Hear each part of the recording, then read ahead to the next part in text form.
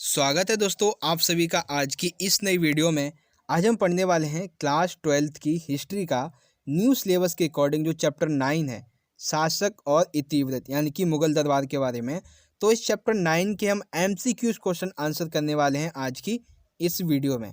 तो चलिए वीडियो को शुरू करते हैं। तो इस चैप्टर से दोस्तों मैंने 25 इंपॉर्टेंट MCQs क्वेश्चन आंसर लिए हैं।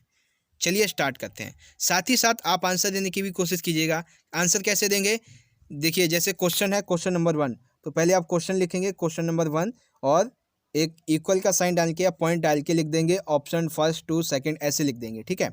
तो चलिए देखिए इसका आंसर क्या है।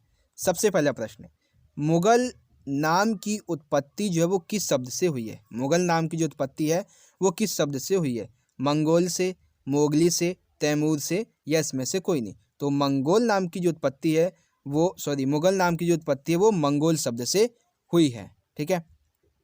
आई होप समझ के होंगे। अगला प्रश्न देखिए, मुगल वंश का जो संस्थापक है वो कौन है, ठीक है। मुगल वंश का जो संस्थापक है वो कौन है, बाबर है, हुमायूं है, जहांगीर है या उरमा शेख मिर्जा है।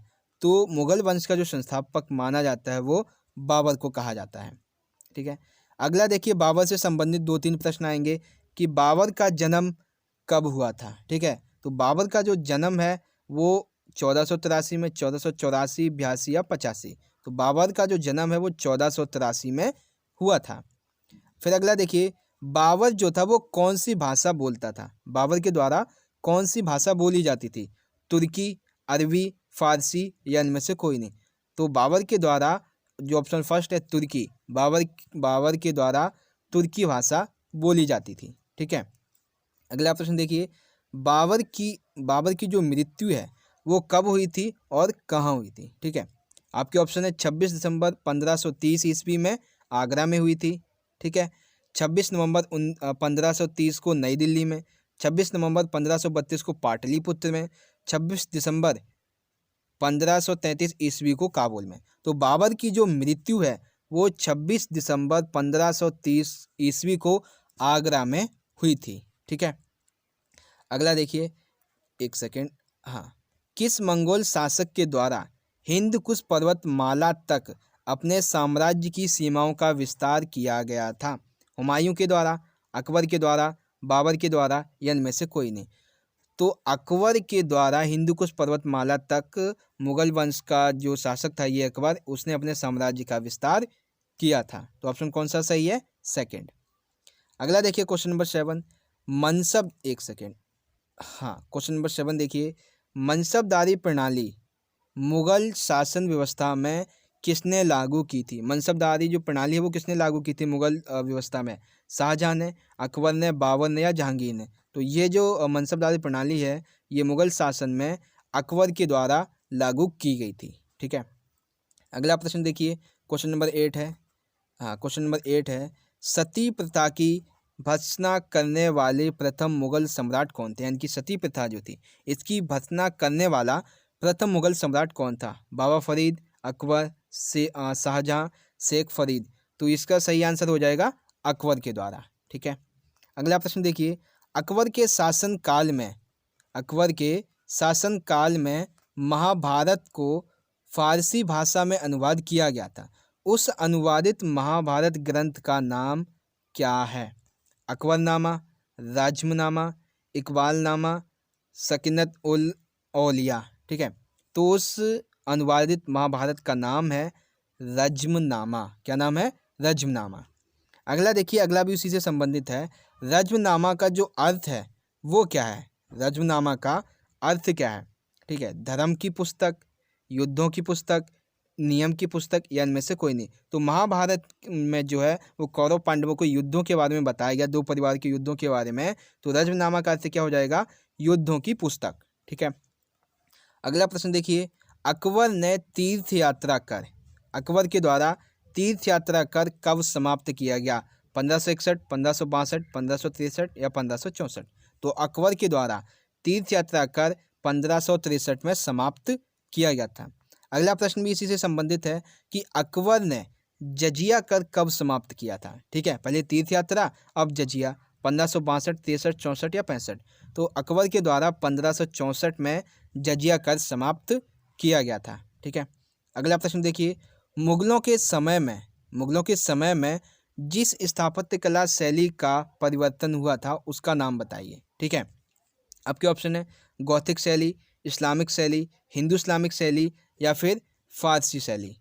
तो इसका सही आंसर कौन सा हो जाएगा? इसका सही आंसर होगा तीसरा, हिंदू इस्लामिक शैली। ठीक है। अगला प्रश्न देखिए, हुमायूं नामा किसके द्वारा लिखा गया? ये इंपॉर्टेंट प्रश्न है दोस्तों। हुमायूं नामा किसके द्वारा लिखा गया? जहांआरा बेगम, मुमताज़ बेगम, गुलबदन बेगम, रोशन आरा बेगम। तो गुलबदन बेगम के द्वारा हुमायूं नामा जो था वो लिखा गया था। अगला देखिए क्वेश्चन नंबर 15, मुगल कालीन कृषि की अवस्था के बारे में निम्नलिखित में से कौन सा स्रोत है वो सर्वाधिक महत्वपूर्ण है? अकबरनामा, मुंतखाब उल लुबाब, आईने अकबरी, तारीख़ फरिश्ता।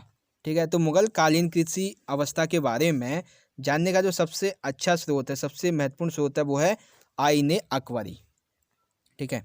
अगला प्रश्न देखिए, पांडुलिपि को तैयार करने में किसकी भूमिका होती थी? पांडुलिपि को तैयार करने में किस किस की भूमिका होती थी? कागज बनाने वाले की, सुलेखक और चित्रकार की, जिलसाज की या उपरोक्त सभी? तो पांडुलिपि को तैयार करने में उपरोक्त सभी, कागज बनाने वाले, सुलेखक, चित्रकार, जिलसाज आदि सभी की आवश्यकता हुआ करती थी। ठीक है। अगला प्रश्न देखिए, अकबरनामा जो है उसे कितनी जिल्द में विभाजित किया गया है? अकबरनामा को कितनी जिल्दों में विभाजित किया गया है? 1, 2, 3 या 4? तो अकबरनामा को 3 जिल्दों में विभाजित किया गया है। अब एक प्रश्न अगला इसी से ही बन जाएगा कि अकबरनामा की जो तीसरी जिल्द है उसका नाम क्या है? अकबरनामा की तीसरी जिल्द का नाम क्या है? अकबरनामा का तीसरा भाग, हुमायूं नामा, आईने अकबरी या इनमें से कोई नहीं? तो अकबरनामा के तीसरी जिल्द का नाम है आईने अकबरी। ठीक है। अगला प्रश्न देखिए, एशियोटिक सोसाइटी ऑफ बंगाल इसकी स्थापना कब की गई थी और किसके द्वारा की गई थी? एशियोटिक सोसाइटी ऑफ बंगाल की स्थापना कब की गई थी और किसके द्वारा की गई थी? आपके ऑप्शन है 1784 सर विलियम जोन्स के द्वारा, 1710 अबुल फजल के द्वारा, 1790 अकबर के द्वारा, इनमें से कोई नहीं?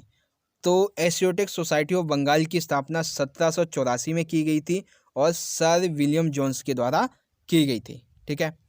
अगला प्रश्न देखिए क्वेश्चन नंबर 20, बादशाह अपनी निजी सभा एवं गोपनीय मुद्दों पर चर्चा कहाँ करता था? ठीक है। आपके ऑप्शन है दीवाने खास, दीवाने आम, ए और बी दोनों या इनमें से कोई नहीं? तो बादशाह जो अपनी निजी सभाएं होता था, गोपनीय मुद्दों पर चर्चा करता था, वो दीवाने खास में किया करता था। ठीक है। अगला प्रश्न देखिए, गुलबदन बेगम किसकी पुत्री थी? ठीक है। गुलबदन बेगम किसकी पुत्री थी? बाबर की, हुमायूं की, अकबर की या इनमें से कोई नहीं? तो इसका सही आंसर कौन सा हो जाएगा? बाबर की। ठीक है। अगला प्रश्न देखिए, टोडरमल किसका वित्त मंत्री था? जो टोडरमल है ये किस मुगल शासक का वित्त मंत्री था? आपके ऑप्शन है अकबर का, बाबर का, हुमायूं का या इनमें से कोई नहीं? तो टोडरमल जो है वो अकबर का वित्त मंत्री था। ठीक है। अगला प्रश्न देखिए, सफावियों और मुगलों के बीच में झगड़े का जो मेन कारण था वो क्या था? कंधार था, ईरान था, अफगान था या इनमें से कोई नहीं? तो सफावियों और मुगलों के बीच में झगड़े का सबसे बड़ा कारण जो था वो कंधार था। ठीक है। क्वेश्चन नंबर 24 है, जेसुइट किस धर्म से संबंधित है? जो जेसुइट है वो किस धर्म से संबंधित है? ईसाई से, हिंदू से, जैन से या बौद्ध से? तो जो जेसुइट है जैसा कि आपको पता होगा ये ईसाई धर्म से संबंधित हैं। ठीक है। अगला और सबसे आखिरी और इम्पॉर्टेंट प्रश्न है कि किस मुगल शासक की मृत्यु के पश्चात जो मुगल वंश था वो काफ़ी कमज़ोर होता चला गया? आपके ऑप्शन है अकबर की मृत्यु के पश्चात, बाबर की मृत्यु, हुमायूं या औरंगजेब की मृत्यु। ठीक है। तो इसका सही आंसर हो जाएगा ऑप्शन 4 औरंगजेब। जो औरंगजेब था इसकी मृत्यु के पश्चात जो मुगल वंश था वो काफ़ी कमज़ोर पड़ता चला गया। ठीक है। तो इस तरह से हमारा ये क्वेश्चन नंबर 25 भी कंप्लीट होता है। और आज की इस वीडियो के जो 25 इंपॉर्टेंट MCQ क्वेश्चन आंसर थे शासक और इतिवृत्त मुगल दरबार के बारे में चैप्टर 9 का, वो यहाँ पे कंप्लीट होते हैं। एंड आई होप दोस्तों कि आपको आज की ये वीडियो पसंद आई होगी। वीडियो अच्छी लगी तो लाइक करना, इस वीडियो को ज़्यादा से ज़्यादा अपने सभी दोस्तों के साथ जरूर शेयर कर दीजिएगा। हम मिलेंगे अगली वीडियो में इसी चैप्टर के सभी मोस्ट इंपॉर्टेंट क्वेश्चन आंसर की वीडियो के साथ। तब तक के लिए आप पढ़ते रहिए, अपना ख्याल रखिए। धन्यवाद। जय हिंद, वंदे मातरम।